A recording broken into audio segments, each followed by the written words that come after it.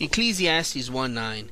The thing that has been, it is that which shall be, and that which is done is that which shall be done, and there's no new thing under the sun. The scriptures are very clear. In Deuteronomy 4:19 it tells us, and I'm sorry if I sound winded or if I pause the video.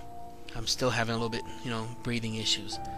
But Deuteronomy 4:19, and take heed lest you lift your eyes to heaven, and when you see the sun, the moon, and the stars, all the host of heaven, you feel driven to worship them and serve them. It tells us to take heed, to be careful. And then it goes further, which the Lord your God has given to all people under the whole heaven as heritage. God did not give us those things to be worshipped, yet they are worshipped. Yet traditions of sun worship still remain in the church. And we're going to talk about all these things later on. We'll be talking about how in Hinduism, Buddhism, and Catholic Church, how all of these things of sun worship are all around us. But before we do, let's talk a little bit about the history of how sun worship got started. And there are many of you who can explain this in 20,000 ways better than me. And that's a good thing. So please use the comment section. But let's discuss this in love. I'm not here coming to you today thinking that I know more than you, or that I'm the smartest man in the world. On the contrary, I'm a very, very flawed man, and compare everything I tell you with the scriptures and with research, because that's the key thing, research. Now, part of the history of sun worship begins in Genesis 11:2 through 4. And it came to pass as they journeyed from the east, that they found a plain in the land of Shinar, and they dwelt there. And they said to one another, Go to, let us make brick, and burn them thoroughly. And they had brick for stone, and slime had they for mortar. And they said, Go to, let us build a city, and a tower, whose top may reach unto the heavens, and let us make a name, lest we be scattered abroad upon the face of the whole earth. God had told man to spread all over the earth, to procreate all over the earth. But Nimrod, in his rebellion, he led people to ensure that they rebelled from that command that God gave. Their goal was to make a name for themselves. And what better way for you to make a name of yourself than to make pagan idol gods in the name of yourself? And that's exactly what they did. Nimrod, if you read in Genesis 10:8 through 10, you can see that Nimrod was the son of Cush. Okay, and he was a mighty hunter on this earth. Okay, he was a mighty hunter of men. He was a mighty hunter of animals. He was a mighty hunter of anything that came against the plans that he had, which was total rebellion against Yahweh. You can find even secular evidence of Nimrod in the Epic of Gilgamesh.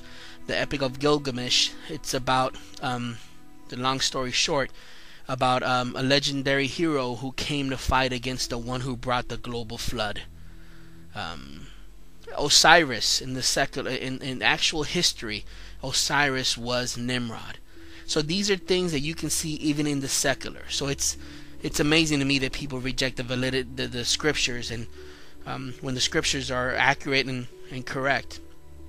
But Nimrod brought forth teachings of mystery religions. He is the one who originated astrology, magic, fallen angels. He encouraged people to have communion with fallen angels. He would tell people that he had specific knowledge and wisdom about the pre-flood era. Some actually believe that he was a fallen angel himself. I can't conclude upon, but I'm just giving you as much information as I can so that you can understand that I've researched all of it to make sure that I bring you forth something that's not biased. But his goal, he was inspired by Satan, was to bring people to worship anything other than God himself. Now, according to many research that I've done, Shem saw what he was doing. So Shem gathered 72 different people with him to destroy Nimrod. And what he did was, he had his body cut up and spread it across all of the lands. Now, when he spread them all across of the lands, he did so that those that worshipped them in those lands could see that he wasn't God, that he was indeed a man, and he was cut up in pieces and he was dead. So what happened is, here you have another character. Her name is Semiramis, which is better known as Isis, the Queen of Heaven, Ishtar, Easter, all the different names that she goes by. Astarte, Artemis, Diana, Venus, and Valentine's Day. Venus, that you see with the Cupid. Cupid is essentially Horus, Osiris. Sun worship is all around us. Open your eyes and you will see it. All of these are pagan beliefs. So Semiramis, she had originally married Cush, but then she turned around and married her son Nimrod. She did all of this for power. So when she saw that Nimrod was dead, she didn't want to just be left behind and had nothing, no power, no nothing. So what she did was she went ahead and sent an army to gather all of the missing pieces. Okay, so they went and they followed all of the missing pieces. And once again, I'm sorry that I sound winded. I'm still trying to, do the best I can here. She gathered all of the missing pieces except for one, and that was his reproductive organ. She claimed that Nimrod could not come back to life without that reproductive organ, so he now ascended into the sun and now was called Baal, the sun god. So immediately people started looking up at the sun, and when they looked at the sun, they said, wait a second, that's where he's now. That's where our God is, Baal, the sun god. And that's what they started worshiping from that point across on forward. One of the items made in remembrance of Nimrod's missing reproductive organ is the obelisk, and we'll be talking about that later on. Now, a few examples of how wicked she was. She claimed to be a goddess. Okay, she claimed to be a virgin, the virgin, birth. She claimed that she came down from the moon in a giant egg, and that her name started from that point on. Her name also started to be called Ishtar, later pronounced Easter. So if you look at a lot of the church traditions nowadays, they have a day called Easter, and they have a bunny, which is significant for fertility, and they have the egg. Easter, the egg, fertility, that's goddess worship. And that's some of the things that have infiltrated the church, that it's part of sun worship. Okay, now what she did after that, after she claimed that Baal was now the sun god, she then became pregnant. The father is unknown, but she claimed to be the fulfillment of Genesis 3:15. She claimed that she was that virgin with child who came, and that basically one of the sun rays of Baal impregnated her, and she now gave birth to Horus, which in the scriptures is known as Tammuz. Okay, now Tammuz was much like his father. He was also a hunter. He also promoted a lot of the mystery religions. Okay, so basically the bottom line is this: sun worship turned into Baal worship. Okay, but it's nothing more, nothing else than Satan worship. It disguised in a different package. So 2 Kings 23:5. Let's see what that says. Do we find sun worship in the Bible? Do we find it? Yes, we do. And he put down the idolatrous priest, whom the kings of Judah had ordained to burn incense in the high places in the cities of Judah, and in the places around about Jerusalem. Them also that burn incense unto Baal, to the sun, and to the moon, and to the planets, and to all the host of heaven. So here we see that there were people burning incense to Baal, the sun god, and to the moon, and to the planets, and to all the host of heaven. So we see this happening in the Old Testament. God warned us in Deuteronomy 4:19 to take heed not to worship those things, yet they still did it. And you're probably saying to yourself, yeah, but this can never happen in the church. It couldn't. Well, in Ezekiel 8:12-18, we see an example of it happening in actual house of the Lord.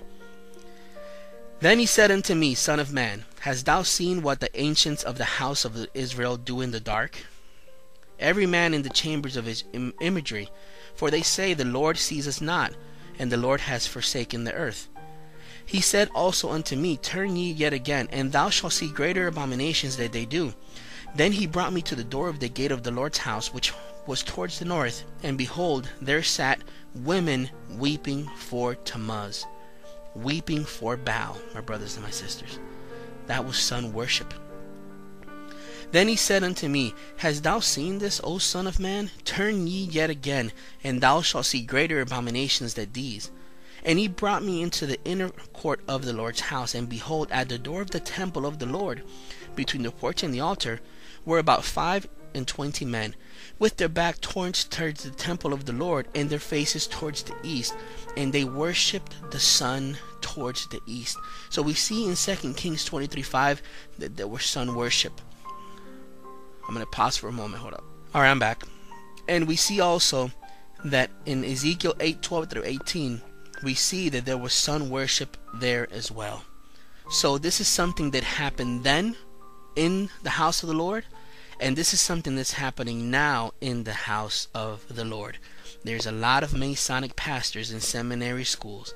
There's a lot of Masonic pastors in the church. Not all in seminary are Masonic. Not all in churches are Masonic.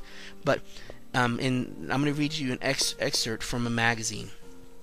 U.S. membership in the Masons is claimed about 3 million, with about 5 million worldwide. The official magazine of Masonry in the U.S. is titled New Age. Some church denominations are also led by avowed Masons. For example, a 1991 survey by the Southern Baptist Convention Sunday School Board found that 14% of SBC pastors and 18% of SBC deacon board chairs are Masons. It is also estimated that SBC members comprise 37% of the total U.S. lodge membership. A 2000 updated SBC report found that over 1,000 SBC pastors are Masons. Okay, now that's a lot. That's a huge number. So what happened then is happening now, and that's amazing. That's amazing to me. It's amazing to me. Revelation 18:4. And I heard another voice from heaven saying, Come out of her, my people, lest you share in her sins, and lest you receive her plagues. If we want to see the power of God move in our churches, in our congregations, in our homes, in our ministries, we have to make sure that we have no part of this harlot. This end-time harlot is in the Catholic Church, is in the modern Christian church, is even in Hebrew Israelite movements. The harlot does not care about its disguise. The only thing that it cares is about making sure that you worship anything other than God himself. Just to give you another example of how sun worship is in today preeminent, and you can see it in the Catholic Church. Now the Catholic Church itself has what is considered the biggest solar wheel on the planet, making that church what it truly is, the harlot of Revelation. Now in between that big solar wheel that it has an obelisk. Okay, the reason for them having that obelisk is because according to them that shows what they overcame. But Deuteronomy 7:5 says, But thus shall ye deal with them, ye shall destroy their altars, and break down their images, and cut down their groves, and burn their graven images with fire. So their excuse that they are putting there in honor to remember what they've done is not valid according to scriptures. You can see that same solar wheel in Buddhism. Buddhism has the wheel of Dharma, and this has a wheel of Dharma essentially because it has 8 spokes invoking sun rays. It's sun worship. In Hinduism, they also have a solar wheel called the Kalakra, and this is another symbol for sun worship. In Wicca, the New Agers, the pagans, they also have a wheel which is called the Wheel of the Year, and it also have different solstices. It's sun worship. The same wheel in different types of religions, the same obelisk that you find in Washington, D.C. It's all around us. Sun worship is all around us. What are you going to do about it? Are you going to turn to the true God of the scriptures, or are you going to continue to practice these sun worship traditions? Christmas, Easter, Halloween, all of these. Christmas is the birth of Tammuz. Easter is the worship of Isis, which is the Statue of Liberty. If you look at that, that's also Isis with the sun rays as well. It's all around us. I'm out of time, sadly, but we'll keep on discussing in another video.